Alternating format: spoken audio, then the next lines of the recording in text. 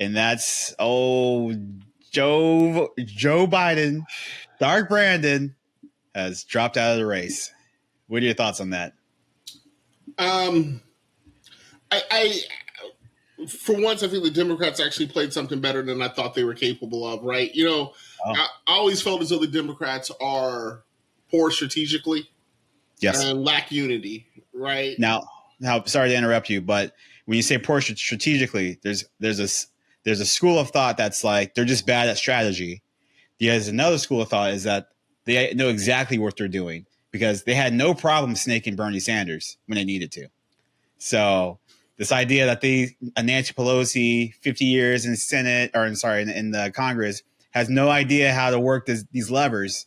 I don't know, bro. I would say in comparison to the Republicans, there's too many individuals in the Democrats. Okay, fair enough. The Republicans will sit next to Marjorie Taylor Greene and know that she's a fucking lunatic, but not say anything about it. Yep. Right. Yep. But what I was saying with that about their play is that I think after the debate they knew that Joe couldn't make it any further. Right. That was just a disastrous performance.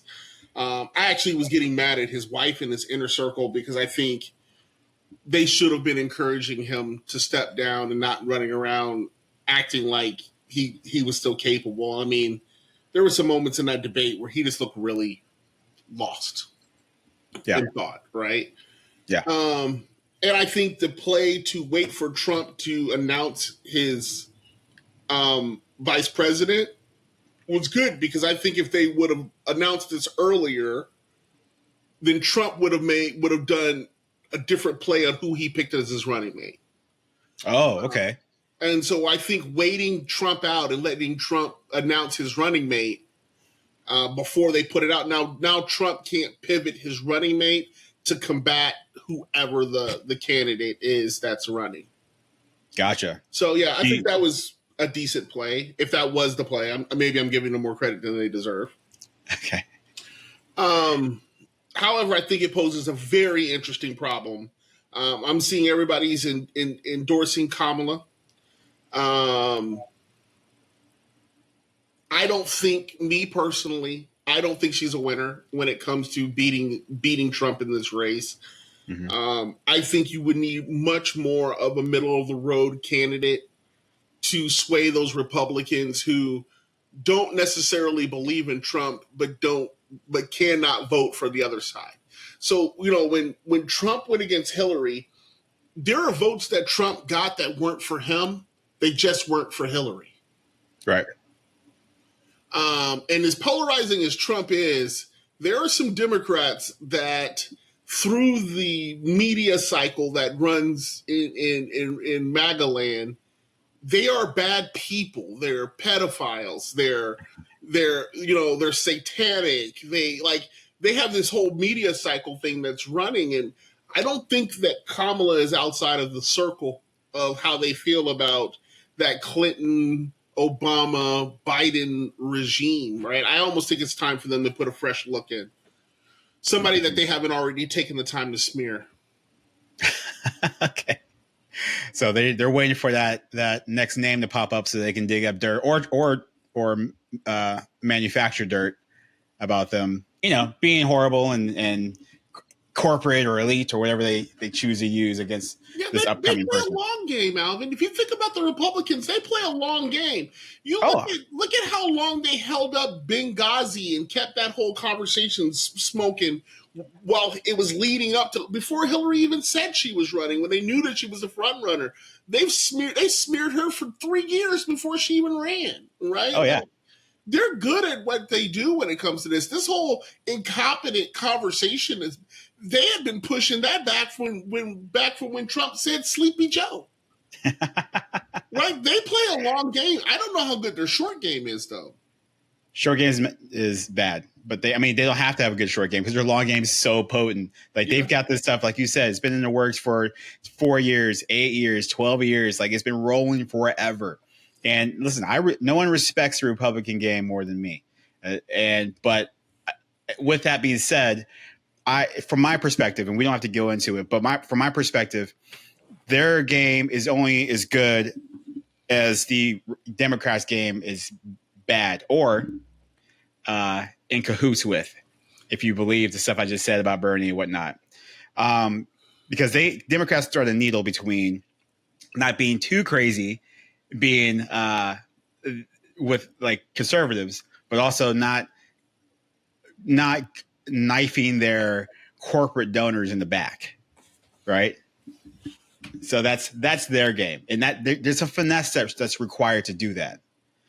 I just think Bernie wasn't Hillary.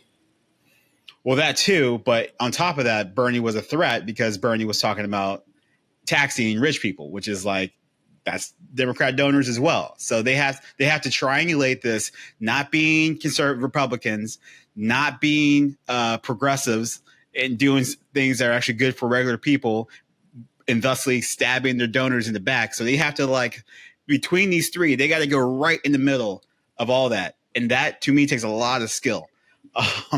Yeah, I think they would have stabbed him, even if Bernie didn't have that rhetoric. She wasn't a Clinton. I mean, like, I think she was heir apparent, and promises had been made a long time before Bernie Sanders and the lack of comb showed up.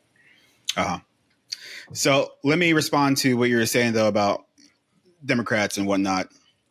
So to respond to what you were asking me earlier about Kamala, we have to remember that despite her being the vice president now and getting all these endorsements, back when she ran, she's someone that had to drop out of the primary because she not only did she not get any electoral votes, okay, she had to drop out before she even got to her state of California because it was looking like she wasn't even going to win her own state. Okay. So this is someone that, despite not having any real support from the American people, is somehow the vice president. Not somehow. She was put up there because Joe Biden said he wanted to. He said he'd put in a black female. He did. So either her or Stacey Abrams. Promise made. Or yeah. Promise fulfilled. Yep. So, and I don't like this term, but if the Republicans are ever going to use this term in a way that's actually accurate, Kamala Harris is in fact a DEI hire because she has zero qualifications to be president. No one likes her. She's horrible if you read into like her positions on many things. And the only reason, literally, bro, that she's even in this position is because she's a black woman and she got that vice president job. When you're talking, I'm like, I was just waiting for you to go, and she's a good dancer. Yeah.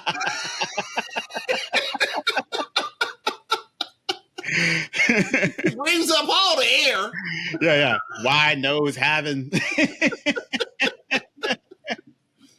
But you get what I'm saying? Like, I hate I hate when they say, "Oh, this person's DEI," or they're doing like, woke or whatever. Because to me, DEI is a euphemism for the N-word. But no, she's up there just because she's black. So now she's in this pole position to try to win a general election when she couldn't even sniff victory in a primary. So to answer your question, I don't think she can beat Trump. I don't know how bad she'll get beaten, but I don't think she's going to beat Trump because of any merit. If anything, people would be tired of Trump. Like, she's more likely to get anti-Trump votes than pro-Kamala ones. I agree. I think, too, is that I need to do some research. From what I was told, and I need to read this in black and white, that Biden does not have the power to make her the front runner nominee. Correct. So I'm assuming they're going to have to run like a Democrat national convention or something. His delegates will be relinquished that was been given to him. And then those delegates then will have to vote on someone else. Mm-hmm. So, I mean, this whole conversation may be a moot point, even though he's endorsing her. It does not mean that she will be the actual candidate that ends up running against Trump. But I think this poses an absolute nightmare for the Trump propaganda machine because they don't know who to attack right now. Oh, yeah. Yeah. I mean, there's equal there's shrapnel everywhere. All right. Yes, the Republicans don't know who to prepare for. General elections coming up, but the other side of that bomb is that the Democrats don't have anyone they can put up just yet. They don't know who to pick. Uh, so we're all kind of in limbo. Again, this is late July. We're in this coming up. Like we have debates that need to come up. We had so this is a huge wrench in our political history right now. So yeah, you're right. Joe doesn't have the ability to just make her the presumptive nominee. I think what's going to happen. This is what I think is going to happen, and what I think should happen. What I think is going to happen is you're going to see a bunch of Democrats either in front of the scenes or behind the scenes jockey for position to be chosen as the nominee, which kind of harkens back to our original design of the Electoral College. So we're going to see how much we like that. That's a different topic. And we'll see who pops up out of that. But what I think should happen is we have enough time to actually run a new primary. And I think all names that we're running to run, we should just run a new primary. Do it over the next couple months.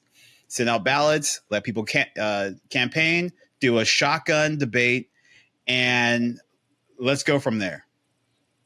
Not going to happen, but that's what we should do. It's damn it. Look, man, we are 3 months. It's nothing. Dude, France has had a shotgun election like recently, or the UK, one of them. Well, Canada does them all the time. I think their entire cycle is 90 days. But, man, this distinctively gives Trump an advantage, in my opinion. Okay. God, man, I just can't deal with his talking for 4 more years, man. Oh, yeah. It's going to be bad, too. Agenda 2025. Have you seen that? Yeah, but I think that's overplayed, man. I don't know. Listen, that's not Trump's. His Agenda 47 is like very similar to it. But so that they put that out every election cycle, right? And it's a Republican think tank.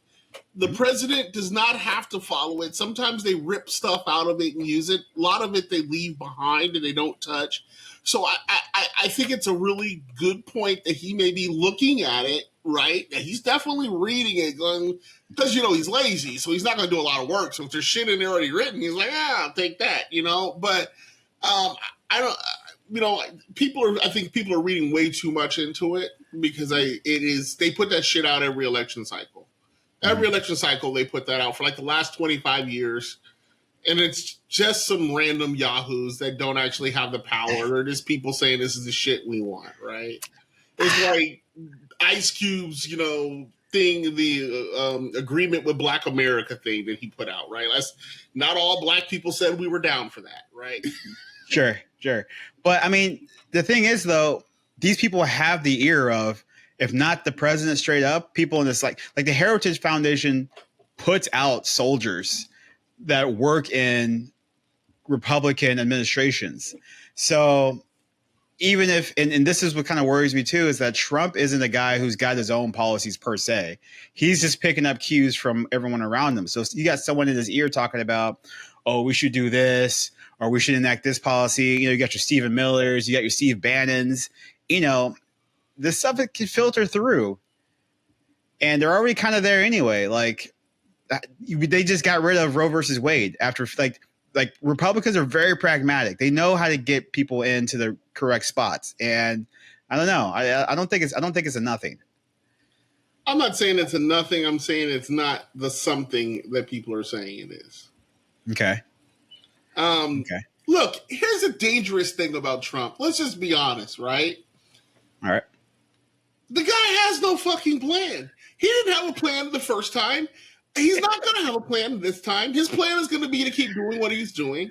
He's surprised that he was there the first time. I don't think he really thought he was going to get elected either. And then he started trying to figure it out, right? What he does know is what I think he'll focus on. And I think he'll focus on trade. He'll continue to attack climate. Okay. Any climate change. Yeah, any climate change conversations, he'll attack it. And I'm not convinced that he absolutely doesn't believe in it. I believe he absolutely doesn't believe in it financially. Oh, He knows that you can't prop up an industry to backfill the oil industry fast enough. And he doesn't want to be the guy that gets left holding the bag trying to figure it out. okay. So, energy is a economic dud, right? Like when you go hard at that, you're going to see some impacts to your economy until you can prop up the energy economy to replace the current economy and the structure that's already there. So, I mean, we saw it with Biden. When Biden started talking heavy energy, he started saying electric cars and all of this other stuff.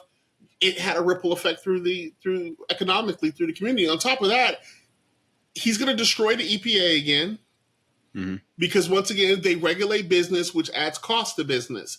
If you can make sure that business don't have to worry about upgrading costs to make people safe, then people keep spending money, right?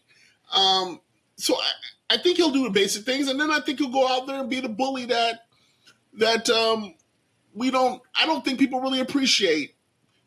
The same things we hate make it okay for him to sit at a table with Putin. Yeah. He's a fucking nut job, and they're nut jobs. Nut jobs respect nut jobs. Did you know, is it 5 or 6 embassies we lost under Biden? Oh, you mean like being destroyed and abandoned? I think we abandoned 5 or 6 U.S. embassies. Let me see. I'm going to fact check myself while I'm saying this. Okay. Trump's ego wouldn't let that shit happen.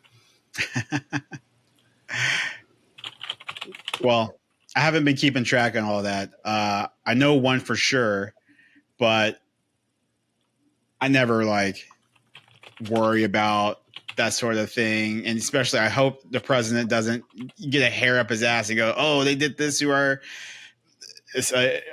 embassy, and now we need to bomb them." Should hope our temperament's better. No, but there is a story that I heard where Trump was meeting with the Taliban. And he was telling them, hey, look, we want to pull out of Afghanistan, but we want to do it conditionally, right? And he was like, there'll be no violence while we're trying to figure this out. And if one hair is harmed on an American's head, I'm going to kill you. And then he reached into his jacket pocket. He pulled out a sat photo of the man he was talking to's house and family. Oh. Okay. He cray-cray. And unfortunately, cray-cray respects cray-cray. Yeah. Well, listen, there's some gangster shit that goes on. I mean, no matter how soft we think American president is, we have to remember that motherfucker does sign off on bombing campaigns. Like every president has blood on their hands. And, that's a little Godfather-esque from Trump. But I can imagine that, Democrat presidents don't need the theatrics, right? Everyone understands where we are. Yeah. 7. Afghanistan, Sudan, Belarus. Hold on, let me try to find the rest. Yeah, but yeah. Did it say why? Like what? They just kicked us out, or they were attacked? I don't know. Let me do a little bit more digging into it. This is kind of I'm looking at I'm doing a live search here, so I see this all the time when I'm in my red social media. They talk about this, but I've never actually fact checked it. That's an interesting thing for them to worry about too. Well, it leads to the narrative that Biden is weak.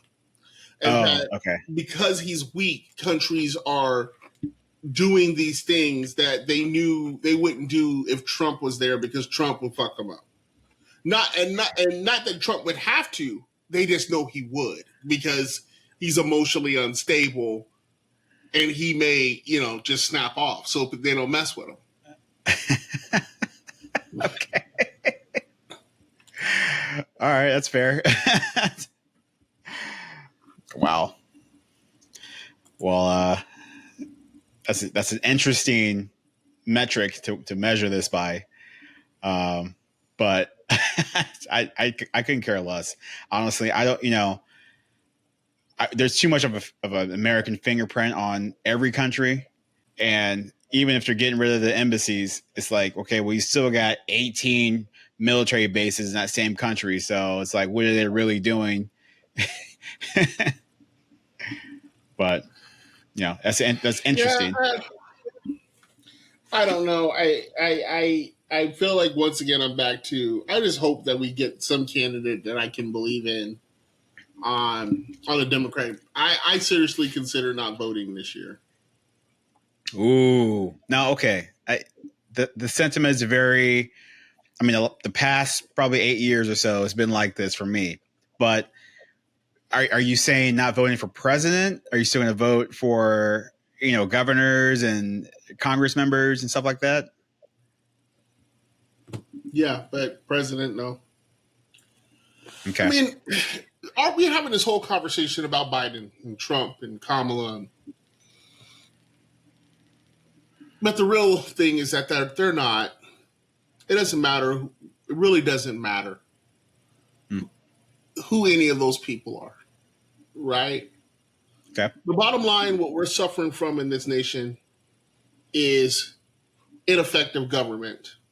And you can blame the president all you want, but he's the head of the executive branch, right? The people right. who are getting paid to pass the laws and to come up with the framework that we're supposed to operate in are lazy and they are unseen. Mm-hmm.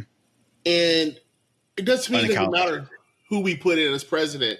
As long as we don't do things like term limits or really start at putting a higher accountability, like when you were trying to start key people in when you had the vision of this, and I'm pretty sure I'm saying everything that you were like, yeah, I know, Rod. When you had the vision of this, when you were putting together Civi, Yeah. right? Because people need to understand how fucking lazy these people are, how much they lie, how much they don't show up to vote, right? How much that when someone says it was a save the kid and this person voted against save the kids, people don't realize the pork belly that may have been in there that was a very good decision to vote against saving the kids. Huh. And overall, we as American people are the most informed, ignorant people ever. Yeah. And I don't really see a change. Trump's rhetoric is what makes me nervous, right? This what he can push in the country, the feeling of the country, but the policies and the way things run, it's the same fucking monkey show. Depending, no matter who's in there. And like, has anybody given credit to the fucking beautiful master plan of nothingness the Republicans have done the last 4 years? It's been brought up, and it's funny because when this first came up to me, I was still working at the Daily Wire, and Ben had just gone on an interview with a European conservative talk show, right? And this European guy, again, he's no one's liberal, he's no one's progressive, and he flat said to Ben, American conservatives and conservatism in general hasn't done shit in the last ever. What new ideas are you guys going to come up with? And Ben freaks out on the show, basically walks out. But before he walks out, he accuses the guy of being some like liberal plant, and this appearance being a setup job. And the guy's like, no, I'm just telling you the truth. Like conservatives and American Republicans haven't done anything in forever. Yet they're always having this allure of being like, we're going to make America great again. Like, no, you don't do shit. They're the party of obstructionists. Like, Yeah. your game plan is not working, right? It's not to let the other guy win in any way, shape, or form, and to roll back anything the other guy has done. Right. It's like, look at days in session this year, or this. Because of this Speaker of the House. And here's the thing: I don't buy that shit. I don't buy for a minute it takes 100 days for the Republicans to agree on anything. Those fuckers are, like I said, long game calculated. What I do buy is that when they put the border bill together, the bipartisan border bill, that looked like it was going to be a good bill and actually help people out. Trump told his people, don't do shit until I get back. Right. And now all of a sudden they can't decide on who their leader is. Yeah. That's a long con game, man. And for the viewers that may see this, because when there is no Speaker of the House, they cannot convene. When they cannot convene, no laws, no legislation, nothing can be passed. No work gets done. They spent over 120 days fighting over who their leader is going to be, meaning no work got done for 3 months. Yep. That's crazy. Arguing over nothing, because it's not like who was there? There's a Gary Johnson. Well, that was Gary. What's his name? It's not like he's some sort of like AOC plant or something. Like, he's ride or die with these people. And Marjorie Taylor Greene tried to get him pulled off from speakership. So it's like, yeah, it's a mess. And the only thing we're really discussing. Can me and you just do a podcast on her? Oh, you got something to say? I mean, like, she's funny because she's a clear idiot, but she is a true representative of her district. And what I mean by that is the people that vote her in, they know what she is. They know what she's been doing, which is nothing but being a bomb inside of the Republican Party. And that's what they want.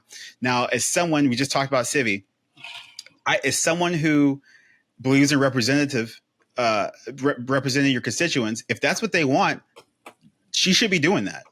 I didn't get a chance to ask you, and I'm sorry, I know you're trying to wrap up, but I do want to get your thoughts. What's your thoughts on Gavin and RFK Jr.? Okay, so real quick, RFK Jr., he's got some interesting things to say. But I think he might have burnt too much of his Democratic or possible Democratic support by seemingly being a little too close to Trump and the Republicans. And certainly his anti-vax stance is something that's gonna hurt him. Because he just comes up, he just like looks like a quack in front of these people. Sounds like it too. Yeah, his voice, and I hate to say it because I'm not someone who's too vain to be like, I'm not going to vote for someone who talks like that, but his voice is going to turn off a lot of people. There's something up with that. I don't want to hear that shit for 4 years. Right. So and I get it. Being president is as much as it's about policy, the optics of a leader too are extremely important. Which brings me to Gavin Newsom. Now, I'm not necessarily a Gavin fan.